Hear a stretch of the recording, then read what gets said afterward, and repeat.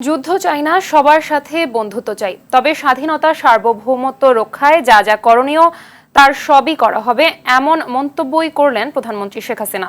চট্টগ্রামের হালিশহর সেনানিবাসে বঙ্গবন্ধু শেখ মুজিব ব্যাটারি কমপ্লেক্সের উদ্বোধন শেষে দরবার হলের সমাবেশে একথা বললেন প্রধানমন্ত্রী আরো বলেন, আধুনিক জ্ঞান সম্পন্ন উচ্চ প্রশিক্ষিত সশস্ত্র বাহিনী গড়ে তোলা হবে। আতিকা রহমানের রিপোর্ট।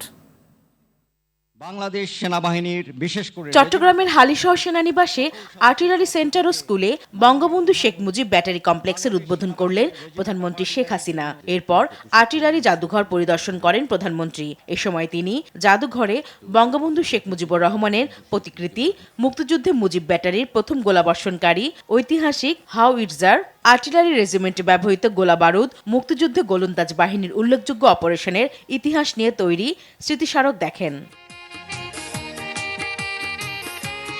এরপর প্রধানমন্ত্রী সেনা সদস্যদের অংশগ্রহণে দরবারে যোগ দেন। জাতিসংঘ শান্তিরক্ষা মিশনে বাংলাদেশের সশস্ত্র বাহিনীর অবদানের প্রশংসা করে প্রধানমন্ত্রী বলেন, এর মর্যাদা রক্ষা করে যুগোপযোগী আধুনিক ট্রেনিং এর দিকে বিশেষ নজর দিতে হবে। যুগোপযোগী ট্রেনিং এর ব্যবস্থা সবসময় যেন আমরা করতে পারি, সেদিকে বিশেষভাবে দৃষ্টি দিতে হবে। বিশ্বের সঙ্গে তাল মিলিয়ে চলতে হবে। পাশাপাশি জাতিসংঘ শান্তিরক্ষা মিশনে আমরা সশস্ত্র বাহিনীর তারা বিশেষ অবদান রেখে যাচ্ছে। অন্যান্য দেশে সশস্ত্র বাহিনীর সাথে কাজ করতে হয়।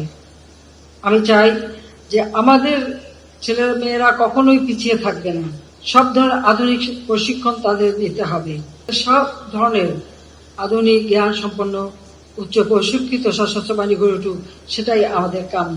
প্রধানমন্ত্রী আরো বলেন, সশস্ত্র বাহিনী বিশ্বে মর্যাদা নিয়ে চলবে।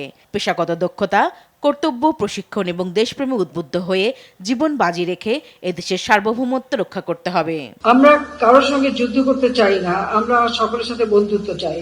আমাদের পররাষ্ট্র নীতিতে জাতিপিতা বঙ্গবন্ধু শেখ মুজিব সে কথাই বলে গেছেন, আমরা যুদ্ধ করে বিজয় অর্জন করেছি। আমাদের স্বাধীনতা সার্বভৌমত্বকে ক্ষুণ্ণ করুক, আমরা তা চাই না। আমরা বন্ধুত্ব নিয়ে চলতে চাই, কিন্তু আমাদের দেশের স্বাধীনতা সার্বভৌমত্ব রক্ষায় যা যা করণীয় সেটা আমাদের জান কবুল, আমরা তা করব। এটাই আমাদের সবসময় মনে রাখতে হবে। ফিলিস্তিনে ইসরায়েলি বাহিনীর গণহত্যার প্রতিবাদ জানিয়ে প্রধানমন্ত্রী বলেন, বাংলাদেশ সবসময় ফিলিস্তিনের পক্ষে ছিল, আগামীতেও থাকবে। আমরা সবসময় প্যালেস্টাইনদের পক্ষে আছি। আতিকা রহমান, RTV।